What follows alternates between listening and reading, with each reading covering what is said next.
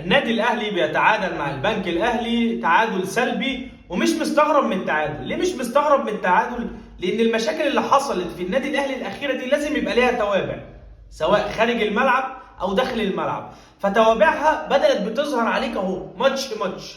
النهارده مش هقول لك الاهلي ما لعبش، لا، هو الاهلي ما جاش، الاهلي ما حضرش. بدايه من محمد الشناوي وافتعاله للازمات، بغض النظر مشكله الشناوي مع امام، طبعا كابتن الفريق فوق اي حد، لان ده كابتن الفريق الاهلي فهيمثل النادي الاهلي.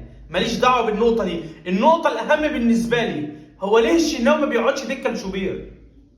انا عايز حد يطلع يجاوبنا على السؤال ده. ليه الشناوي بيرفض يقعد دكه لشوبير؟ يا كابتن محمد يا شناوي يا كابتن النادي الاهلي، حط تحتها مليون خط. ليه كابتن النادي الاهلي بيرفض يقعد دكه يا جماعه؟